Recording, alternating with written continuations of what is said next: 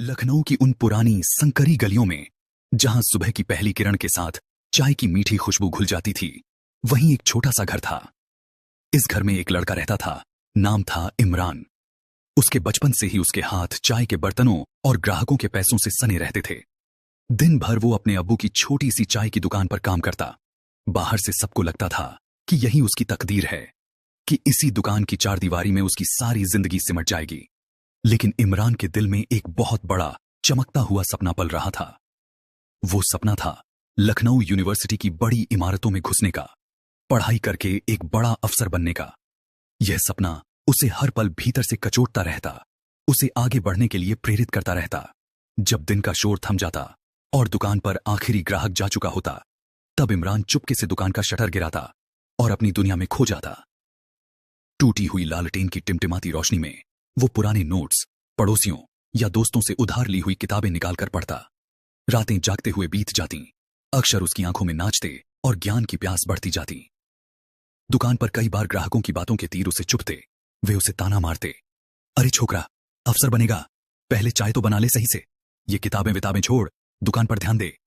घर वाले भी उसे समझाते, इतना पढ़ लिख के क्या करेगा, अपना खानदानी काम संभाल ले, दुकान ही तो है जो पीढ़ियों से चलती आ रही है।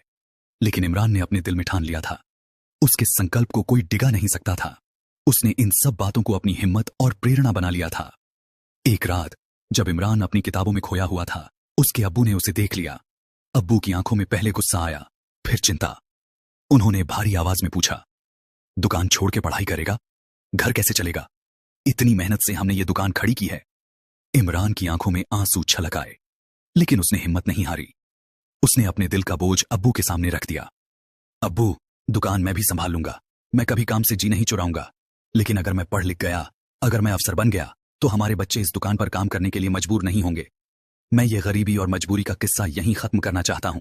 मैं चाहता हूं कि उनकी जिंदगी में कुछ और हो। इमरान की बातें सुनकर अब्बू चुप हो गए। उन्होंने अपने बेटे की आंखों में वो आग देखी जो उन्होंने पहले कभी नहीं देखी थी।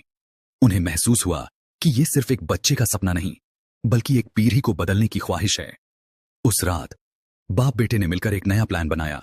सुबह की पहली किरण से लेकर दोपहर तक इमरान दुकान पर अब्बू का हाथ बंटाएगा और उसके बाद का सारा समय उसकी पढ़ाई का होगा।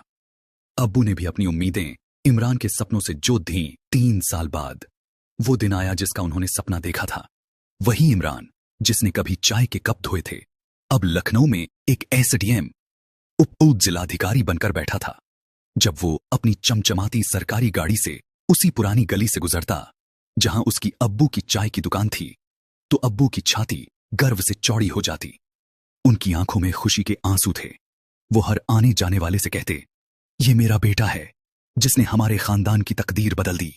इमरान ने सिर्फ अपना सपना ही पूरा नहीं किया था, बल्कि उसने अपने परिवार और आने वाली पीढ़ियों के लिए एक नई राह खोल दी थी।